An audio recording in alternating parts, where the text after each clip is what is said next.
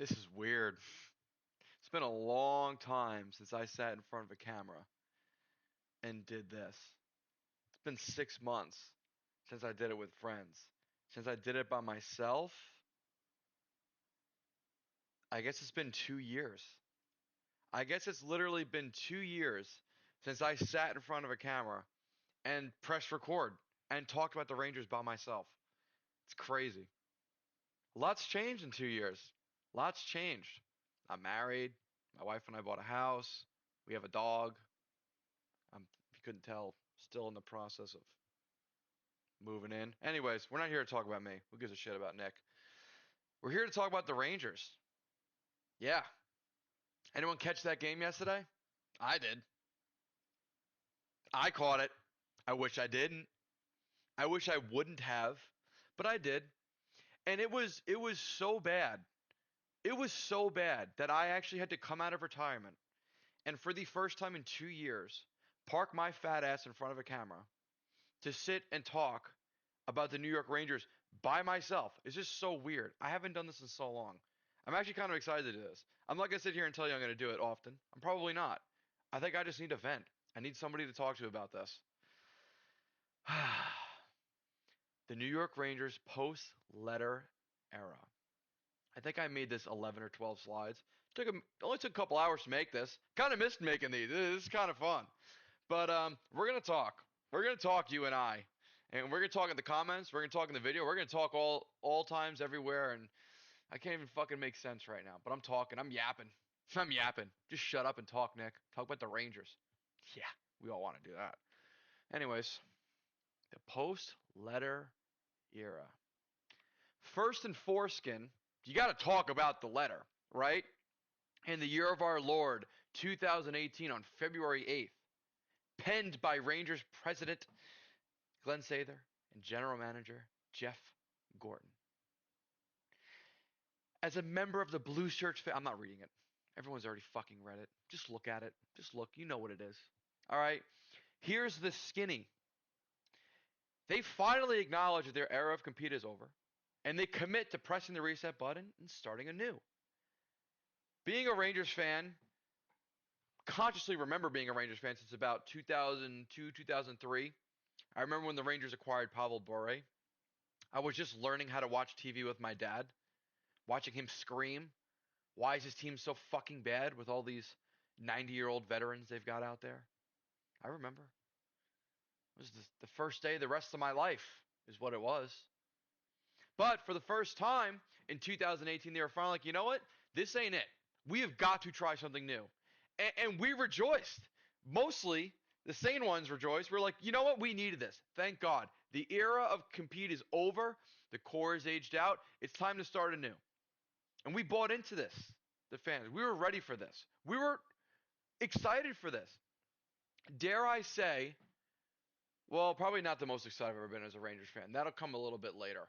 But one of the most exciting times I ever had as a Rangers fan, thinking, holy cow, I'm going to watch prospects come out of our farm system that might be worth something, like more than being a bottom six forward or a bottom pairing defenseman or a straight up disappointment. Okay? I'm old enough to remember when Tim Erickson was the shining light, all right? The guy that was going to be the guy. I remember when Michael Del Zotto, we thought he was going to be what Adam Fox turned into. I remember all of these things. So it was exciting. It was bittersweet, right? Everyone felt bad for Lundqvist. The guy committed everything to the New York Rangers. He was everything. He was the New York Rangers. But by sending out this letter and committing to losing, we were kind of telling him, hey, this is it. We're not competing anymore. And it was bittersweet in that sense. And you felt bad for him, but for the first time in a long time, the Rangers made a decision that was best for the franchise, not for the individuals within the franchise. You know what I mean? Does that make sense? Like the franchise as a whole. So, the Rangers system at the time, the retool rebuild kind of already started. I remember getting a haircut, my phone buzzing. I was a sophomore in high school, right? 2016 or no, it was 2017. Rangers trade Derek Stepan and Antti Ranta to the freaking Arizona Coyotes. I almost said Phoenix. For the 7th overall pick and Tony DeAngelo. I still remember going into that draft, taking Elias Anderson 7th overall, And I believe it was AJ Nunn. How about a Rangers Twitter throwback? AJ Nunn was saying, God, I just hope they don't use this pick for Elias Anderson. We'll get into all the disappointments later. I just need to throw that out there. The Rangers also scoop up Philip Hedl, 21st overall. The only other prospects of note, really, at that time that were like of actual note, were Ryan Gropp, Sean Day, and Igor Shesterkin. Morgan Barron was in that system. You know, he came up later and then was shipped away because fuck him, right? Why would we want a good, heavy, good defensive, responsible third or fourth line center in the future? Why would we want that? I'm not gonna go crazy yet. We got time to go crazy. The system was effing terrible. All right, it was bad. The Rangers farm, even before drafting Hedl and Anderson, was horrid. It was terrible. Like it was bad. We had nothing to look forward to. Literally nothing. Every now and again, we'd have like a fourth, fifth, sixth, or seventh. Put your hands down. That's not funny. Fifth, sixth, or seventh round pick that would just come in and be like, oh, this guy's solid, and then just kind of just be a bottom six or bottom pair guy, and we were just content with that. But hey, that was the nature of the Rangers as far as I remember them. They had hits like Dubinsky and Callahan, Kreider for a while. You had guys, Stepan, Brady Shea, guys that would come through. I'm like, oh, this is great. But they were few and far between. Let us continue. The moves that followed the letter. Shout out every NHLtrade.com. I think that's literally the name of the website. Just every trade ever. You do it by GM, by team, by year. Pretty cool. Anyways, over the next 2.5 seasons, the Rangers sold off almost every veteran on the team in their commitment to building their new future. Over the 2.5 years, the Rangers would acquire 4 firsts, 3 seconds, and 3 third-round picks, and a crop of B-level prospects. Say what you want, by the way. I don't want anyone to sit here and fucking play pretend. We were hyped for Lindgren, Rykov, Howden, Hayek, and Gauthier. Maybe not as much Gauthier. Actually, no. Probably a little bit Gauthier, even though we were upset that Joey Keane was traded. But Lindgren, Rykov, and Hayek were legitimate B-level D-man prospects. Like, everyone's like, at the very least, you are getting a number 4 defenseman out of each one of these guys. In the case of Rykov and Hayek, the ceiling might have been thought to be higher. I remember when the Rangers got Libor Hayek, it was like, all right, we actually got a really solid defensive prospect here. Like, maybe a guy that could grow into a possible number 2 one day. Lindgren was the one who was like, yeah, you probably got a number 5 or a number 6. And Rykov was like, you might have got a good number 3 or number 4 here. We were all excited. Let's not sit here and fucking play pretend. It's not Halloween, all right? We're in January? It's January. It's not Halloween. We were all excited. We were excited for Brett Howden too. I remember these things. I was on Twitter at that time. I was active on Twitter at that time. We were all excited. So don't sit there and be like, no, I never really. No, we all did. So shut up.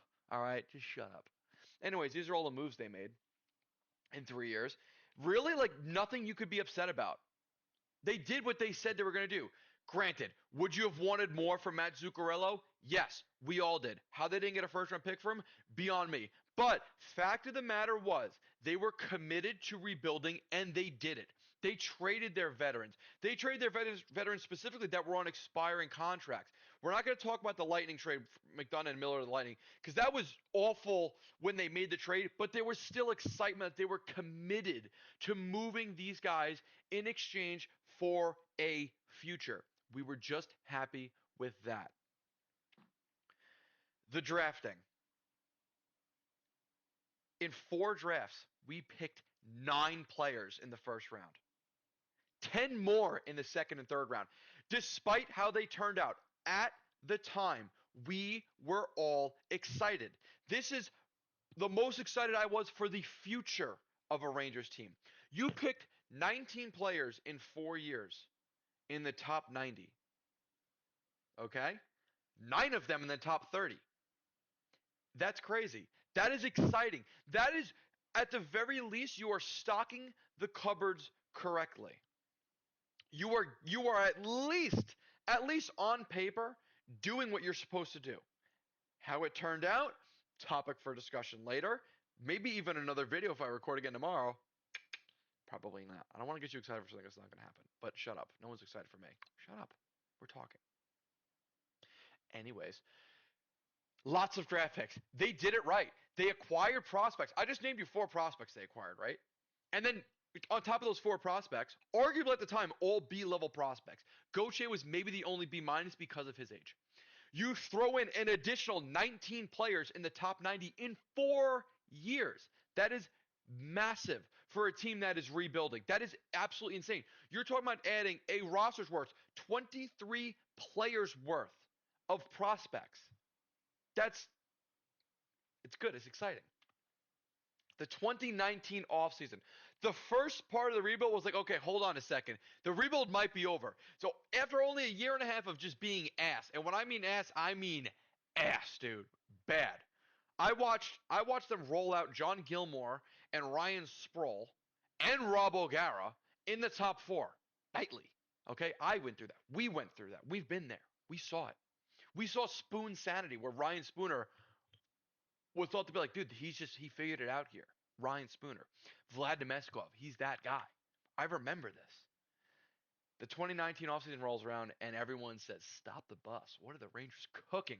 They signed Artemi Panarin, the by far best free agent in that class, and that was a free agent class that held Sergei Bobrovsky, who I believe was coming off a Vezina trophy.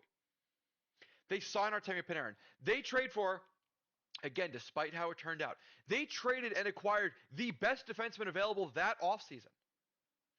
I believe he was 25 years old at the time, maybe 26. But the Rangers acquired Jacob Trouba, the best defenseman available that offseason. They went out and committed to the best free agent, possibly the best player in available for trade in Jacob Trouba. Let's not sit here and say, the only team. No, there was a lot of teams that wanted Jacob Trouba. It only came down to the Rangers and the Red Wings. And I think the Devils might have been interested, but I don't think he was interested in going there, which is why the Devils acquired PK Subban in that same offseason. Regardless, the Rangers were making moves. They took Kaapo Kakko second overall. There's your future franchise winger right there, Kaapo Kakko. Everyone saw what Kaapo Kakko did in the World Juniors and did in the World Championships. He had us all fooled. There was no other pick to make at second overall. There was a legitimate discussion between Kakko and Hughes at number 1 overall at one point. Let's not fool ourselves. This was a legitimate thing. Kaapo Kakko, with his performance at the World Championships, put him in contention to be the number 1 overall pick. The New Jersey Devils were tweeting about Kaapo Kakko leading up to the draft. Rangers fans rejoiced when the Devils picked Jack Hughes and we got Kaapo Kakko. I'm old and dumb enough to remember this. We were all excited about this. He had us all fooled. Kaapo Kakko was not the wrong pick at the time. He was the right pick at the time. How it turned out, again, topic for a different discussion. Fact of the matter was, the Rangers had arguably a 1A, 1B draft where they got 1B. They got the best free agent available. They acquired the best defenseman on the market, the best trade asset on the market. And on top of that, they acquired the best prospect available that wasn't a draft pick, was Adam Fox, who was arguably a top 5 not in the NHL prospect at the time, if not top 3 with what he was doing at Harvard. And they got him. The 2019 offseason was hype. It was exciting. It was, wow, we might be somewhat competitive. We probably might not have a top 5 pick, but maybe a top 10 pick, but it'll be fun hockey to watch. 3 steps forward. The 2019-2020 season was like, whoa, all right, we did a thing. We went from bottom of the barrel to holy shit, look what we just did. Mika Zibanejad, had COVID not happened, was on pace for about 60 goals and like 110 points. 41 goals and 75 points in 57 games played. Artemi Panarin puts up 95 points in 69 games played. Adam Fox, as a rookie, gives you 40 points as a defenseman, something the Rangers had not seen since McDonough did it in the 2010s. Tony DeAngelo, say what you want about him, in 68 games, had 53 points and scored a hat trick against the Devils. We were all excited for this team. You had 2 offensive defensemen that were beyond capable. You had a 1A, 1B. We knew Adam Fox was going to be good. We didn't know how he was going to be great, but we knew he was going to be good. You had Jacob Trouba, who I believe had 40 points that year. I don't recall. Maybe it was 39, but was an excellent number 1 defenseman. Albeit maybe a slow start. He scores a goal against Winnipeg and is a little bit slow after that. But regardless, you have Jacob Trouba, who's looking like this is going to be your number 1 guy. You've got DeAngelo behind him, a 50-point, maybe 20-goal upside defenseman that we were all, this is like, wow. Despite off-ice problems, look at what we have here, a 50-point defenseman. And Adam Fox, who in his rookie year, you could debate at times was the Rangers' best defenseman. the flashes that Adam Fox showed in his rookie year, ridiculous. And through all of this, you have Igor Shesterkin, who is tearing up Hartford so bad that the Rangers decide, you know what, dude? Lundqvist, we love you. Georgiev at the time was excellent and seemed to be the successor to Lundqvist. Shesterkin was so good, we said, fuck it. We literally can't leave this guy in the minors. They call him up. He plays 10 games, 12 games, goes 10-2, and puts up a .932 save percentage in those 12 games. What just happened? Like I said, I just watched Sproul, Gilmore, and O'Gara go tit for tat, 1, 2, 3 in our top 4 to this. This is exciting. Now, granted, the Rangers get smoked by the Hurricanes in the play-in round, but the fact of the matter is, there was a layout to a future here. There was excitement building. You had your franchise winger in Artemi Panarin. You had your number one defenseman at the time, Jacob Trouba. You had your number one center in Mika Zibanejad. You had an exciting prospect in Adam Fox. Even though Kaapo Kakko had a disappointing rookie year, you said, you know what, dude, he's 18 years old. We'll get past this. You had an exciting future. You had Philip Hedl. You had Elias Anderson. You had all of these things building up towards a very, very exciting future. I believe actually they might have traded Elias Anderson this season, midseason. Regardless, you had an exciting future. You had things coming. 3 steps forward, 1 step back. After a great 1920 season, they missed the playoffs in 2020, 2021. And this is after another exciting offseason. The Rangers win the number 1 overall pick and draft Alexis Lafreniere. Oh, you thought you had 2 franchise wingers? Fuck it, here's 3. And they draft Alexis Lafreniere, who, again, had everybody fooled. There was never a discussion as to who was going to be the number 1 overall pick. There was never a discussion. It was Alexis Lafreniere's draft. What he did in the QMJHL, back-to-back MVPs. What he did in the World Junior Championships. There was no arguing who Alexis Lafreniere was and who we all thought he was going to be. Despite that, 6 games into the season, DeAngelo and Georgiev get into a bit of a scrap. The Rangers waive DeAngelo, and he's gone. Your 50-point defenseman, gone. Kaapo Kakko doesn't reach 20 points. So now you're 2 years in, it's like, yikes. Lafreniere scored an overtime goal against Buffalo, and that was about it. Philip Hedl, I think he had like 22 points. Cool. Kind of hoping a little bit more from the guy that was drafted 3 or 4 years ago. Like, hey, maybe he's just sneaking into the top 6. No. And his injuries began that year. So they called Vitaly Kravtsov. Hey, 9th overall pick a few years ago. We went off the board and got him. I believe Corey Proman, not this is a guy you should fucking sit here and believe a word he says, goes, this is the number 1 prospect not in the NHL right now. Him and Grigory Denisenko. He puts up 4 points in 20 games. Okay? Brett Howden, I think, had 7 points in like 40 games. And Libor Hayek just looked like ass.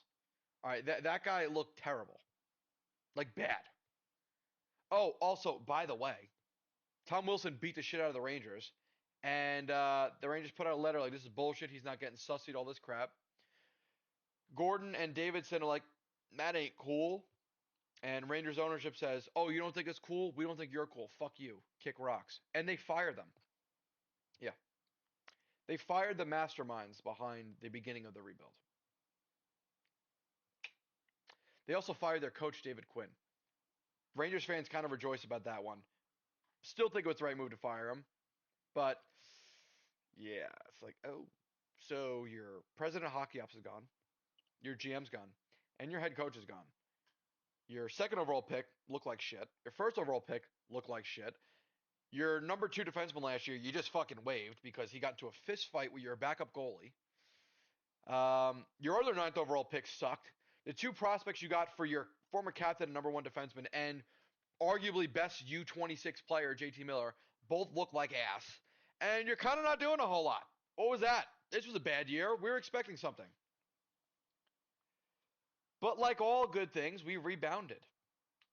And we turned it the F around. We hired Gerard Gallant, the finger tapper. The worst post-game interviewer ever, but the mother effer that righted the ship. Chris Drury has, in my opinion, a trash offseason. He acquires Ryan Reeves, Barclay Goodrow, and I believe it was Jared Tenorti he signed. So he wanted to make the Rangers tougher. He trades away Pavel Buchnevich, Brings in Sammy Blay, who was sick before he hurt his knee. I stand by that. Sammy Blay was fucking good before he hurt his knee. We all remember what he did, but it just, listen, is what it is. It's fine. I still don't stand by that trade. It was a bad trade, whether Blay turned out good or bad, regardless. They bring in Gallant. They win 50 games. They go to the conference finals and go up 2-0 against the Tampa Bay Lightning. And honestly, if they don't fuck up game 3, they're up 3-rip against the Tampa Bay Lightning and already win away from the Cup Finals. From watching that series, I'm sure we could all remember, they looked like they ran out of gas. They looked tired. They were beat up. It happens. It happens. But holy shit, we excited. Shesterkin wins the Vezina and is a Hart nominee. Could argue Shesterkin should have won the Hart that offseason. I have an entire Twitter post about it. It's still, I believe, the pinned post on my Twitter. Adam Fox just misses out on winning back-to-back Norrises if Cale Makar wasn't just such a fucking insane animal that year, okay? Chris Kreider scores 52. 52 goals. And all the worries about Kakko, Lafreniere, and Hedel go away. Because even after a disappointing regular season that they had that year, the kid line is born in the playoffs. And those motherfuckers go to town in the playoffs. The stat sheet might not have shown it, but we all saw it. We were like, all right, they figured it out. The kids are here. Not to mention Braden Schneider pokes his head in and he's like, holy shit. You've got Baby Trouba, which at the time was like a compliment to be called Baby Trouba. Nowadays, it's like you're being compared to someone, a name that we shall not name. Just a bad guy, a bad player, a bad this, a bad that. But back then, being Baby Trouba, you're like, oh, hold on a second. We got something going on here. This is sick. And then we go all in the next year. We say, fuck it. Let's build off of that. We were like 2 wins away from the Cup. 2 wins, 2 players. Oh, we got this. Hats off to Drury and the Rangers brass fist. And I'm being serious. They said, fuck it. We're here. We're going all in. We're going to do this. They go out there and they acquire Vladimir Tarasenko, former 40-goal scorer. I believe a year separated from 37 goals and 70 points. I could be wrong. They bring in Vladimir Tarasenko early, ahead of the deadline. Him and Nico Mikolo came in around, what? Was it before Christmas? Maybe a little after Christmas? But they shock everybody. They jump out ahead, use the first-round pick they got for Nils Lundqvist, another draft disappointment, but they get a first-round pick out of him, and they say, you know what? Boom. Vladimir Tarasenko. Suck on that. They bring in Tarasenko and say, hold on a second. Hold on a damn minute. If we finagle the right way here, we could do another thing. Patrick Kane has an interview where he's not exactly saying it, but is like, damn, I kind of wanted to go there. That sucks I got Tarasenko because now I can't go there. Oh, old son, you're wrong. The Rangers bring in that same season, Patrick effing Kane. You want to talk about being excited? A team that just went to the conference finals last year, you effectively replaced Frank Vetrano and Andrew Kopp. No offense. You replaced those two with Vladimir Tarasenko and Patrick Kane. This is like some NHL be a GM mode shit, bringing in those two and taking them into the playoffs. There was nobody that wasn't excited. We were all fired the F up. Not to mention, you also replaced Ryan Strome with Vincent Trocheck, perennial Rangers killer, who was having a sick year. I think he had 70-something points in his first year with the Rangers. There was nothing but excitement going into these playoffs. But they shit themselves. They lose to the New Jersey Devils in round 1. Lafreniere, not a single point in the first round. Kakko looked like ass. Hedel showed nothing. And Gerard Gallant is fired. Gerard Gallant, and I will be covering this if I make this other video that I really want to make, makes some interesting comments before he's fired. Makes a lot of interesting comments. Maybe kind of sort of pointed at Drury, pointed at the room and maybe the lack of commitment by some guys. You can't win on superstars alone, I believe was kind of what he said. But some concerns arise.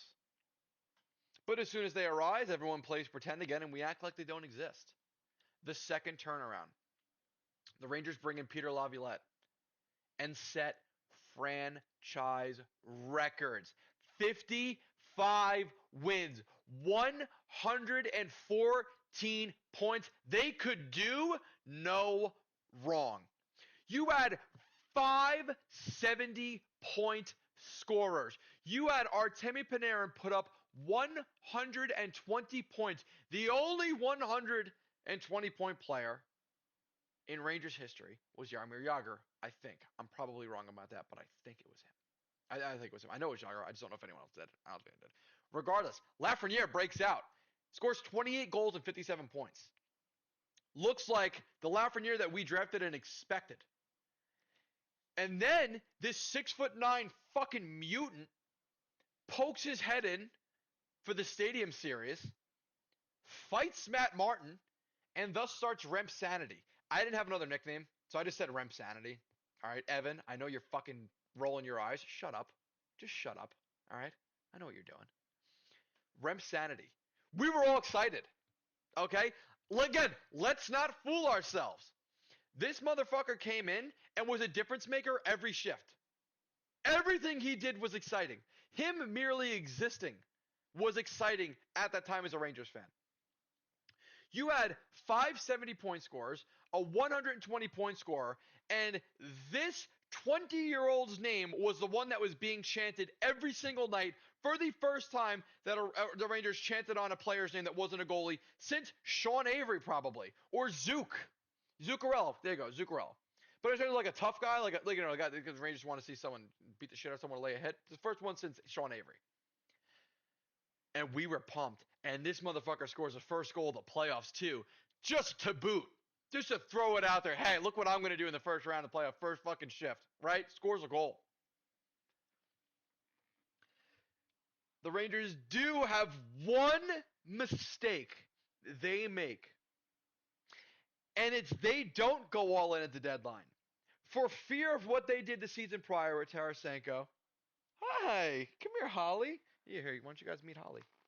This is my dog Holly, in her fluffy little outfit. Sorry, little video break. You gotta take her back. Let me finish. I'm almost done, babe. We have a big day planned today. We're taking her for our first long walk. Regardless, they make their first mistake. They don't go all in at the deadline for fear of what happened with Tarasenko Kane last offseason, and they don't make the big move. They don't trade Capo Kakko or Brendan Othman to acquire Jake Gensel. Does anyone remember those Ranger Central live streams about us talking about that? I do. I remember freaking out about that. Despite that, they win 7 games in a row to start the playoffs. 7. Hurricanes made it interesting and almost won 3 straight to force a game 7, but hey, Chris Kreider and the Rangers come back and win. And they're off to the Eastern Conference Finals. They lose game 1. They win game 2. They win game 3. They tie the game late in game 4 and lose in overtime. They go on to lose games 5 and 6 by 1 goal and are eliminated from the playoffs. Hey, you know what? They just set franchise records. They won the President's Trophy. Panarin put up 120.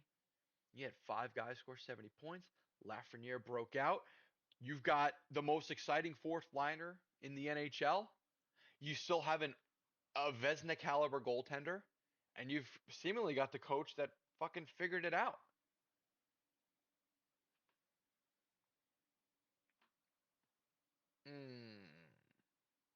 The very next year, the Rangers miss the playoffs. Going into that offseason, as many of you remember, there were some vocalists out there, myself included, who questioned some of the players in the Rangers. Those questions came out and showed. And the Rangers last year had one of the worst seasons I've ever seen in my life. Last year was the first year of my life I did not watch just about every single game of the season. Last year, was my first year of kind of taking a step back and almost decommitting myself from fandom. The New York Rangers, who for much of my life were my life. As a quiet kid in high school, only had a handful of friends. The Rangers and watching with my dad and my brother was what I looked forward to every single day. Taking my now wife to go see the Rangers was what I wanted to do for her. I wanted her to see and experience what this was about and what it meant to me. And last year, it just fizzled. It just there was no excitement. The team was boring. They didn't seem committed, and it just seemed like they were lost. Now the Rangers make moves that we would all consider were the right moves. They offloaded Trouba, the captain, the voice of the room, because clearly something was wrong. They move on from Capo Caco after he just couldn't ever figure it out. Caco it just didn't work. And you know what? Listen, it happens. They move on from Chris Kreider in the offseason.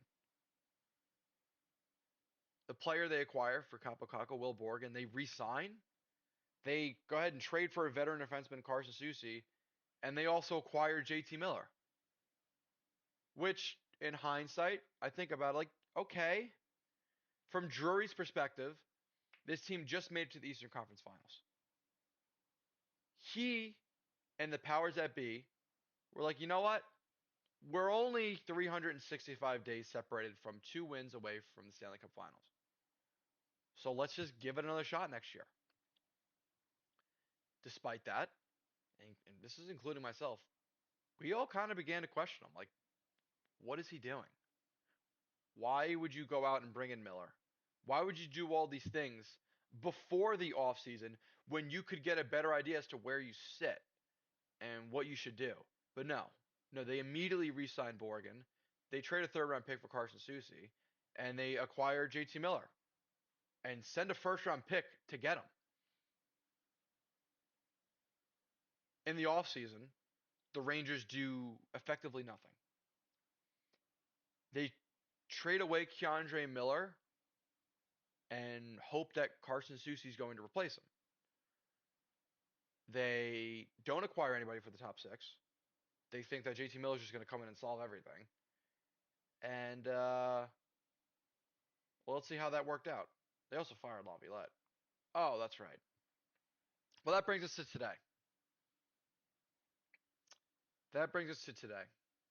January 11th, 2026.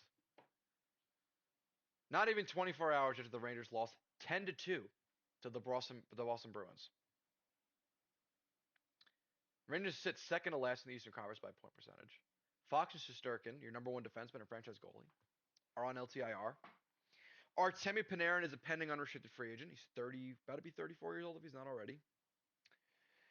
You've got $28 million committed to Zibanejad, Miller, Borgen, and Lafreniere through 2030. You see no growth from Othman or Perreault. You've got the worst prospect pool in the NHL. Am I even wrong in saying that? And you've completely lost the fan base. Even the most stingiest of believers are like, yikes. There's nothing left to really hold out hope for here. And that's it. That's really where I could leave this off. There's nothing more to say. As of right now, there's no more story to tell. This team sucks. It has no future.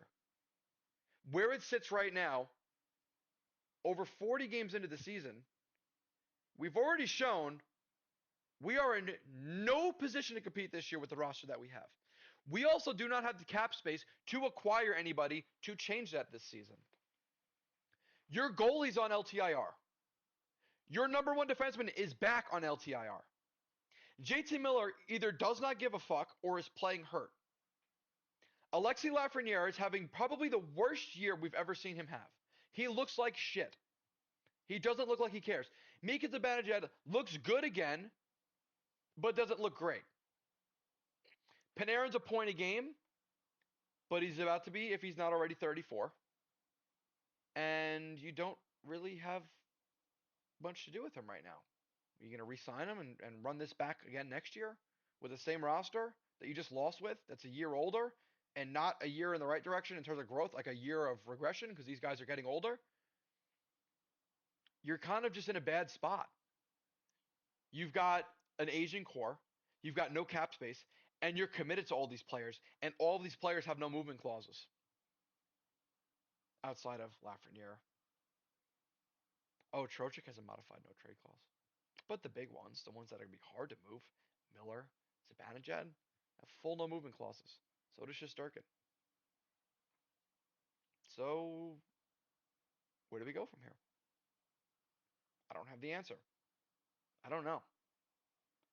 I think the only thing that maybe could have at least leaned in the direction of being able to salvage this was if the Rangers made a miraculous swing and brought in Quinn Hughes.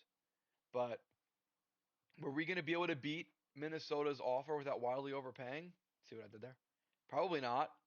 But could they have? Yes. Would I have gotten behind that? It would have sucked me back in a little bit. Pause. It would have brought me back in a little bit. I would have at least pretended to be interested again. But as of right now, what is there to look forward to? It's not even like you're watching a team lose in entertaining fashion. You're watching like an old decrepit train that just needs to be fucking decommissioned. It's tough. And it sucks because I miss being a diehard Rangers fan. I miss looking forward to getting in front of a camera after every game. I miss doing all those things.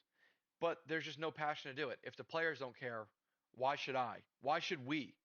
Why should we give them time, money, and attention? They don't care. Why should we?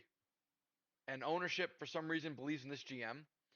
So because he believes in this GM, who must have some dirt on him, because if I sucked at my job for 2 or 3 years in a row, I'd get fired. So would you. So would any normal person. But hey, he's got it. So we just sit and wait.